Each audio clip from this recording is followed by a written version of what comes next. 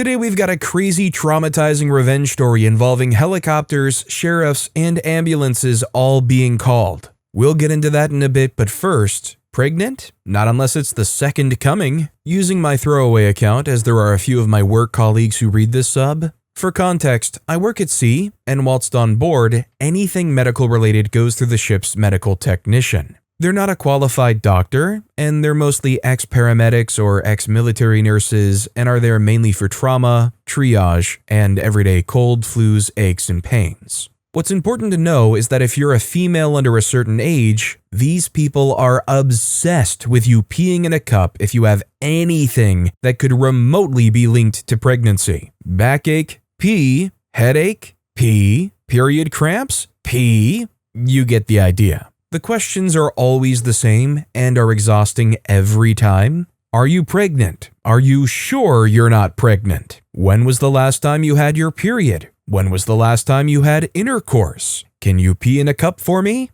I cannot get pregnant. After going through trauma when I was, let's say, young, I struggle with the idea of ever being intimate again, even if I wanted it. I also suffer from a condition caused by this trauma, which definitely would make it very difficult for me to ever conceive naturally. After finally getting exhausted with this type of questioning a few years ago, whilst on my period, with a very intense headache and fresh out of painkillers, I finally snapped. The med tech said, "Are you pregnant?" I said, "No, I cannot get pregnant." My usual response to this question. The med tech replied, "Birth control can fail, you know. It isn't always foolproof. Are you sure you aren't pregnant?" I reply, "It is physically impossible for me to get pregnant unless I'm the next Virgin Mary." The med tech replies, "I would like to do a test anyway. When was the last time you had intercourse?" Me, finally done and just wanting to take some Advil and lay in a dark room for my lunch hour, I said, 16 years ago when I was you-know-what. I am telling you I cannot get pregnant naturally, nor would I ever want to attempt. So unless the second coming of Christ is currently growing inside of me, there is no way I'm carrying anything in my uterus that would have been put there by a man. I am also on my period, hence my headache. The med tech, after about 3 seconds of stunned silence, replied, "You could have just led with that last part." I replied, "Why? So you could continue asking me if I'm sure I couldn't be pregnant?" The med tech, awkwardly scratching his pen on my medical notes, said, "Well, young women are not always honest, so I have to make sure." I asked the med tech, "Did you find my honesty refreshing?" Med tech replied, I didn't need to know all of that." I say, "You did ask, though." About 3 more seconds of awkward silence. I add, "So can I get my Advil, for my period-induced headache?" I got the meds, and he avoided me for the rest of the 4 months I was on board. I now make sure I carry plenty of Advil and Tylenol with me when I'm at work, and I refuse to pee in a cup for anything but a mandatory drugs test. And if they push, I tell them everything in gloriously graphic detail. Why is it the case with a lot of women who go and see doctors or nurses or whatnot that they describe not being taken seriously? I understand that people, especially like on the ship, that are nervous, that don't want to really talk about sleeping around, they very well might lie about it, but OP made it pretty clear a few times that it wasn't the case. It gets ridiculous when you hear stories of people who are on the brink or have passed away because things that they reported to their doctors or nurses were just completely mitigated. Pseudonym commented, "I told the school nurse that my partner was sterile, so I didn't need birth control." The school nurse replied, "Oh, and you believed that old lie?" I replied to her, "Well, his testicles were amputated because of cancer. So..." And also, hi, I'm Steven, and if you guys enjoy crazy stories of traumatizing revenge, why not hit those like and subscribe buttons down below? Our next story is, gonna make fun of a stranger for having ketchup on their steak? Prepare for the clapback. I don't like ketchup on my steak. I never have, I never will. However, I grew up working in my family restaurants, and every now and then we would get a customer who put ketchup on their steaks. Inevitably, other customers would make fun of them, mock them, call them uncultured, etc. The thing to understand is, we ran a basic greasy spoon restaurant, burgers and fries. My grandma was a fantastic cook and also made delicious homemade pies, cooked many meals from scratch, made her own gravy, etc. While most of the stuff on our menus were delicious, the steaks were not. The steaks sucked. We didn't even want to sell steaks. We didn't have the space to store fresh steak meat, so we had to keep them frozen. So why did we sell steaks? Because some people insisted on having steak. Almost all of them did so purely for the flex and to let everyone know how rich they were. So, to stop them complaining about us not having steak, we had steak. Basic, cheap butt blade steaks, frozen, cooked on a restaurant grill. We put no extra effort into making the steaks because we knew they sucked. We even tried to discourage selling steaks by making the prices exorbitantly high. For example, we charged 3 times more for steak and eggs than we did for pea meal. But the braggarts and egomaniacs would still order the crappy steaks just so they could rub their wealth in other people's noses. In retrospect, I think jacking up the prices just made the braggarts even happier. So one day, a new customer comes in, sits at the front counter near about 5 to 6 other customers, and orders the steak and eggs. Quietly, I advise against it and tell him that while everything else on our menu is great, our steak is not. Same warning I gave every first-time steak buyer, but he decides to risk it and orders the steak anyway. So his steaks and eggs come, and the steak, as promised, sucks. Crappy, tough, fatty, and not very tasty. So the guy laughingly tells me I wasn't joking and starts putting ketchup on his plate. Now, seated about 10 feet away is another customer named Carl. Carl was one of those guys who's always ordered the steak and then mocked others about their eating poor people food. He had already finished his steak and eggs and spots the new customer, let's call him Dave, putting ketchup on his steak. Immediately, Carl starts loudly complaining to his neighbors about people who ruin perfectly good meat with ketchup.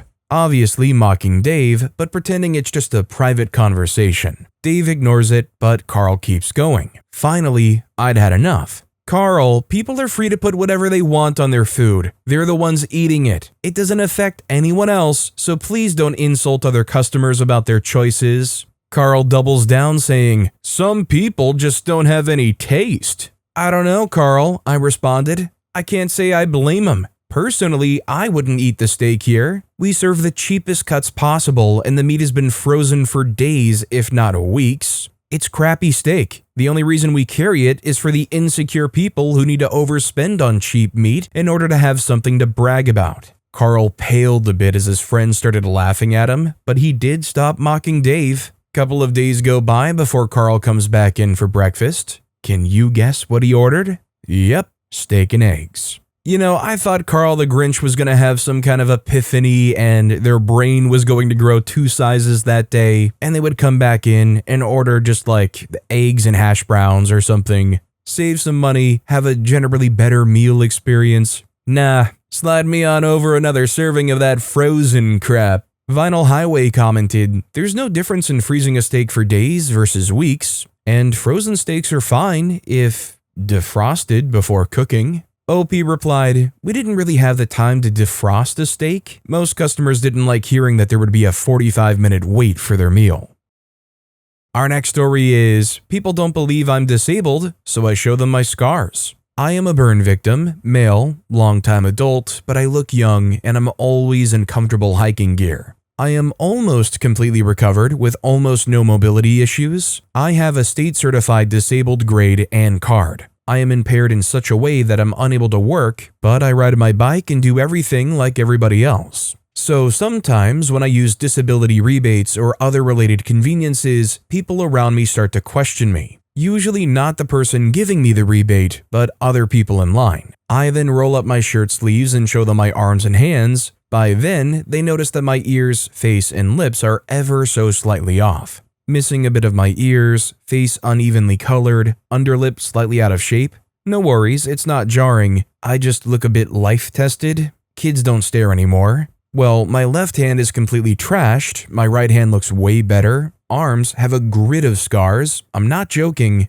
Once you look closely, you instantly get weirded out. No missing digits, but I can't bend 3 fingers and it shows. They gave me new skin from fingernails to shoulders, both arms. I also have this huge long scar on the side of my neck, which you don't see from the front. New skin is on a whole torso with arms. Working pants saved everything below the waistline. Baseball cap shielded my head. I put my hands in front of my face. T-shirt burned up. I go around in long sleeve shirts and not naked. I'm also on Reddit with an accident AMA but with a different name.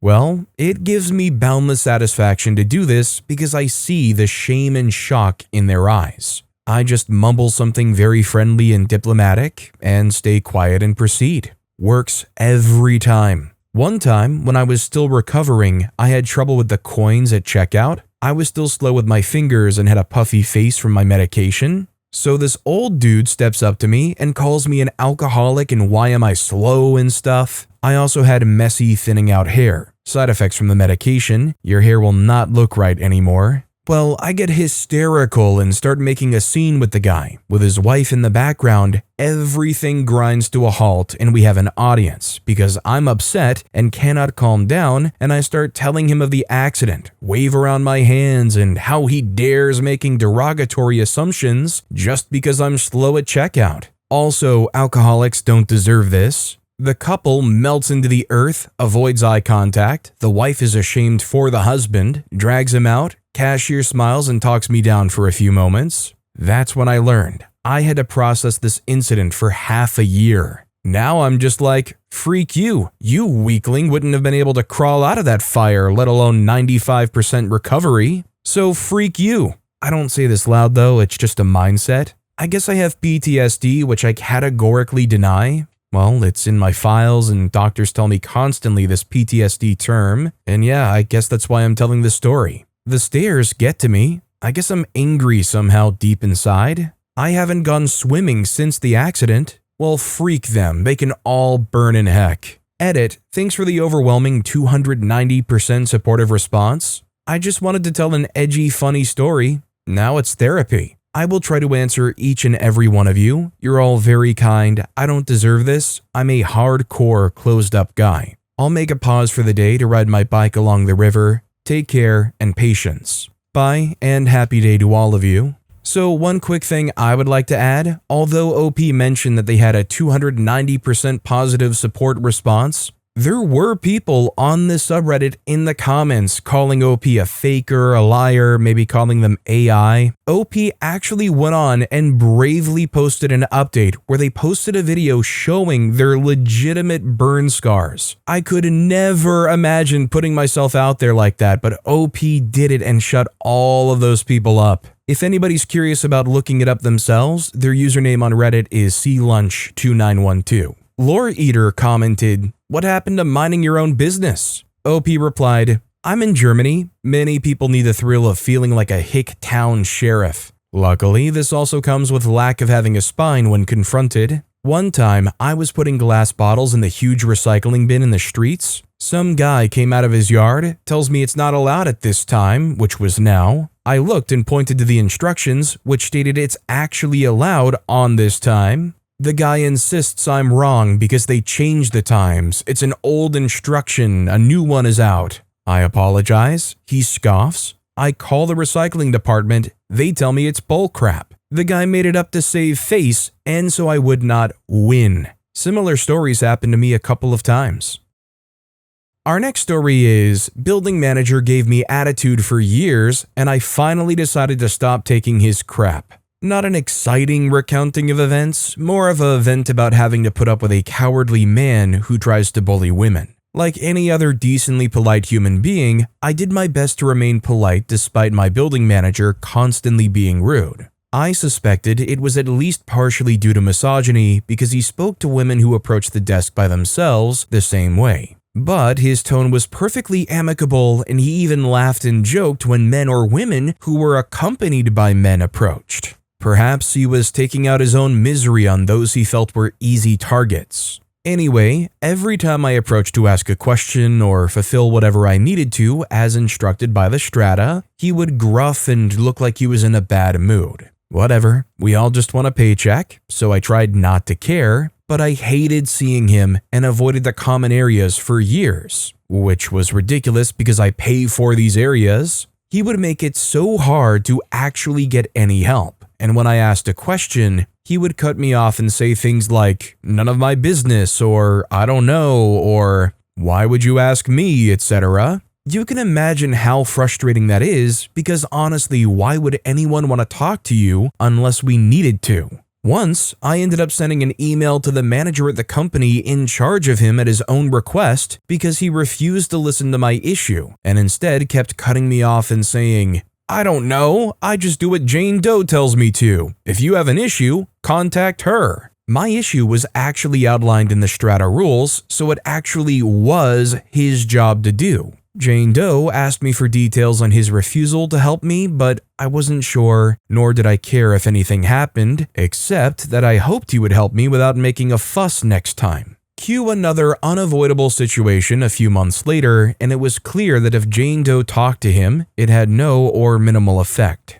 I tried asking him about a fee that was posted on the notice that I was sure applied to me. He asked me back rudely, why would I need to pay? So I tried to explain why I thought I needed to pay, kept cutting me off and not even trying to clear up my confusion, and I finally snapped and raised my voice back at him, and every time he tried to cut me off, I snapped back, telling him to just answer my question and do his job and to stop yelling, etc. He tried to talk over me and deny that he was yelling, but I continued snapping back and called out everything he was doing in real time. Whatever attitude he gave me, I gave back and also made my distaste toward him very obvious. After that, he got real quiet. Still doesn't treat me with respect, visible by the difference in tone of emails he sent me versus the emails he sent to a male member of my family, but is scared to outright disrespect me anymore. And I have a hunch that my visible distaste gave him a reality check, and he didn't feel big enough to bully me anymore. When I sighed at his weaponized incompetence in the follow-up,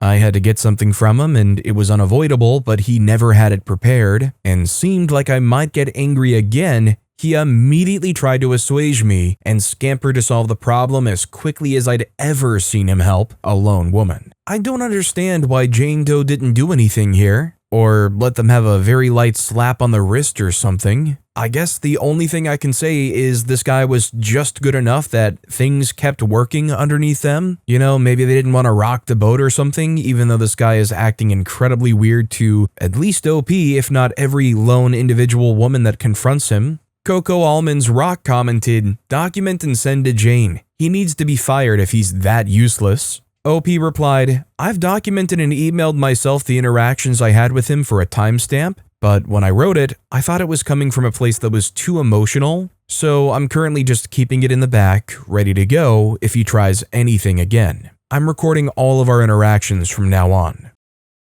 Our next story is, "Just tough it out," said moments before helicopters, sheriffs, and ambulances are all called. This is my first time writing a post like this, but I recently scrolled Reddit and saw some stories that reminded me of this and thought it's mildly entertaining to talk about. This was many years ago when I was around 11, so I don't remember many details, but I do remember the outcome well. This was not too long after we had just moved to a new hot and sunny state. My parents found a hiking trail they thought seemed fun near home. They also ignored the warning that it was a long and intensive hike, not suitable for younger people. And also back then, we didn't know I had a condition that causes heat intolerance, and it was peak summer. The hike started pretty good. Back then, I hiked with my parents a lot and always loved doing it. The trees at the start were nice, and me, my dad, my mom, and my older sister were all having a fun time, pointing out all sorts of cool things we noticed. It all started off fine, but once it started to get bad, it was like a snowball. I remember feeling a little woozy, but as a little 11 or 12-ish-year-old kid,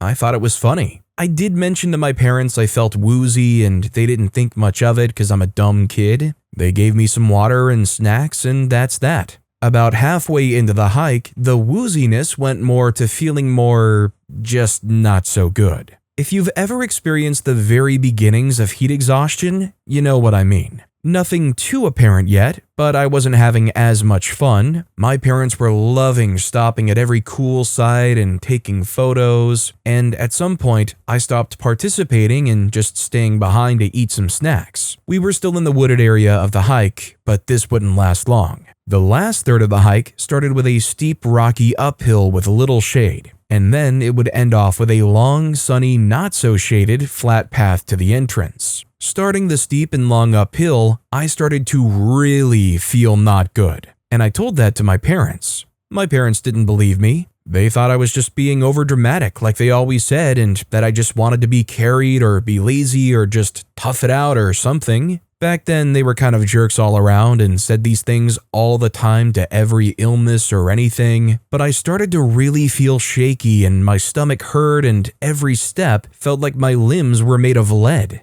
When my pace started to dramatically drop off and every step up took me a minute, my mom, I think, maybe it was my dad, brain was getting jumbled by then, finally paused and started to consider I was maybe not faking it. And I mean maybe. They basically thought I was just tired or something and to just help me, so I stopped complaining. They didn't think something was wrong no matter how much I tried to tell them, but just assumed the steep uphill was a bit much for a child. The second parent, my dad, still didn't believe me and went on ahead while my mom stayed and tried to help me get to the end of the uphill. I'll admit this is the part I remember very, very little of. At this point, I don't know how I made it to the top of the uphill, but my body was done. Next thing I remember is throwing up in some bushes again and again. It was at that moment both of my parents were like, "Oh crap, something is wrong." My dad checked I was still sweating, which I was for now, and gave me water while I still threw up.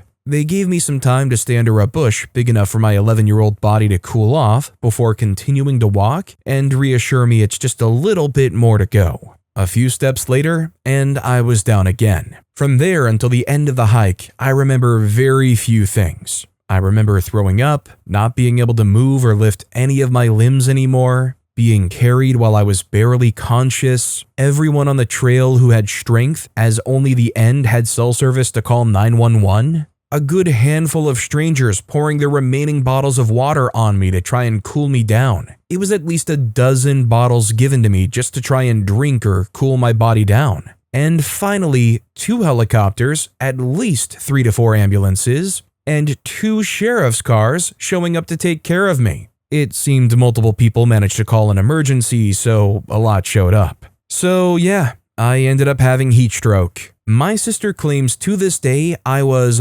overdramatic, but my parents never ever again doubted whenever I said I didn't feel well. I have never heard them tell me to tough it out since that day because I could have possibly died if dozens of strangers didn't help me with water and calling for help. They also always read warnings on hikes since then, but I haven't ever joined them again, and nobody tried to force me to after that. It would take only 2 more medical emergencies in the family before they fully shaped up, and my mom is my biggest health advocate. And turns out, 99% of the times I felt something was wrong, something actually ended up being wrong. Who would have thunk it? Also, post note, I don't know how much I conveyed how bad of a situation this was. The hike was about 3 hours long. Longer for my family because small children and photo taking in the end. And it was between 80 to 100 degrees that day. That end third where things got bad was another 60 to 80-ish minutes long, I think. So when I was told it wasn't much longer,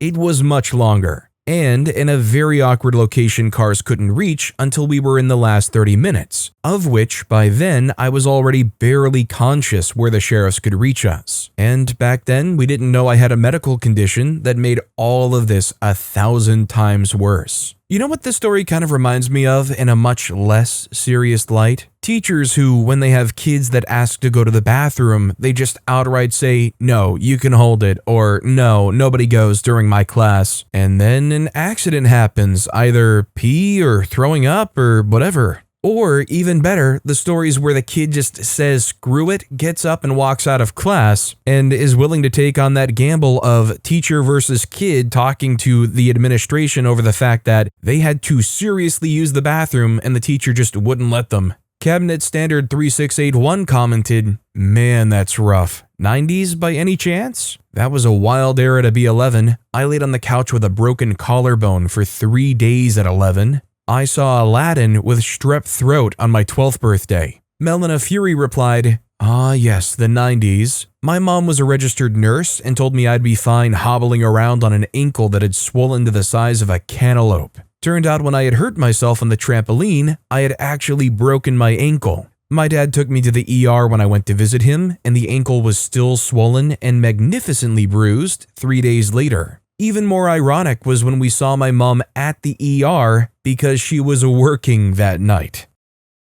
Our next story is, my grade 1 teacher tried to tell my mom I never did homework. I struggled in grade 1 a bit for whatever reason. Being moved into a new class twice in the first 2 months might have had an effect, especially with learning to read. My mom ended up putting big labels on everything in our home to help me out. I still distinctly remember refrigerator being one of them. So anyway, at that grade at that school, parents had parent-teacher meetings twice a year for the parents to find out from the teacher how the kid is doing, where they need help, etc. At one of these, my teacher told my mom that she was very concerned and disappointed in my progress. She claimed something like, I couldn't write any letters of the alphabet at all yet or something. Side note, apparently my mom was told that it will be fine as long as OP can read and write by grade 5. The teacher then told my mom that I had never handed in a single piece of completed homework. The homework mostly being activities to practice writing letters. They were all in a single thinnish book we got given at the start of the year. My mom was confused. She was sure I'd been doing the homework. The teacher was adamant. No, I had done none of the homework. My mom said, "Well, can we have a look now? I can see you have the homework books on your desk here now. Can we pull out OPs and see where the problem is?" They pulled mine out of the pile and opened it up. Not only was every single page completed that should have been, but each page had been set out with space for the parent's signature to show that they had seen that the page was completed, and the teacher's signature to show when they reviewed the homework that had been handed in. Obviously, the work had been handed in. The teacher had the book on her desk. Every page also had my mother's signature. Not a single page had my teacher's signature. I think ultimately there were several reasons my mom decided she had to go ahead and teach me to read entirely herself. P.S. After this teacher and everything in our house getting labeled, my reading level was always several years ahead of my age level, so I guess I'd recommend the label approach to helping your kid learn to read and write. I'm gonna be honest, what worked for me as a kid was being chronically online. When I was pretty young, I used to play a lot of a kid's MMO game called Toontown Online. So I was always reading around on the community forum, and especially in the game, you type to chat to other people. So it taught me how to type really quickly. It strengthened my reading and writing abilities because if you typoed, you just couldn't say the word. They had a chat filter set up, so if you were trying to type a word, it had to be one of the words in their dictionary, so you just couldn't typo. Pirate Lantern commented, "My mom also had to teach me to read. In kindergarten, the teachers had this weird idea that the bigger kids were more advanced than the smaller ones. I'm both small and disabled, so they didn't even try to teach me because they thought I wouldn't get it. My very non-confrontational mother actually went to the teacher and demanded the teaching material. Over spring break, she sat me down and taught me to read. When I got back, they tested all the kids. They would then bring them to the principal and they would check it and say something like, 'Oh, you can read 20 words. That's good.' When my turn came, the principal looked at the paper and with a voice of utter shock said, 'You can read 60 words? I now write for a living.'" Our next story is, "You lost so much weight. You look great." So I used to be really overweight. I don't know how much exactly, but at my heaviest, I was probably about 30 stone. I gradually started losing weight deliberately, but not a huge amount and not that quick. After maybe 18 months, I was down to about 26 or 27 stone. Then lockdown happened. I had a bit of a mental breakdown, work in healthcare, already have some mental health issues, and this just pushed me over the edge. I basically stopped eating for 6 months. I did still eat, but not much, sometimes days in between, maybe like a biscuit or a carrot. Over this time, I lost about 9 stone during the 6 months, bringing me down to about 18. I continued to lose weight, but as I was eating more normally again, much slower. Then I get diagnosed as type 2 diabetic. Not really important, but anyway, when restrictions lift and I go out and see people again, a lot of people said, "Oh wow, you look great, you lost so much weight, how did you do it?" Or something to that effect. I tell them the truth, they always look slightly horrified after. GG79SD commented, "I'm infertile. When people ask me why I don't have children, I always tell them that after $500,000 in failed IVF and 3 miscarriages, I gave up. That shuts them up really well." Truly Julie Boo commented, "I swear the best part of being old is that people stopped asking why I didn't want or have kids. Even when I would bluntly say, I have my multiple invisible disabilities and mental illnesses that I wouldn't wish on anyone, people would still say crap like, 'But you don't know that your kids would have the same problems.' You know what? Any chance is enough of a chance, so freak off with that nonsense." I know I went off track there, but yeah, I hate that anyone asks that nonsense of people. It's none of your freaking business. But with that being said, that's all the time we have for today. Now, if you want to hear another absolutely crazy traumatizing revenge story, check out that video on the left. Or if you missed my latest video, check out that video on the right. That said, I'll see you all next time with some more stories.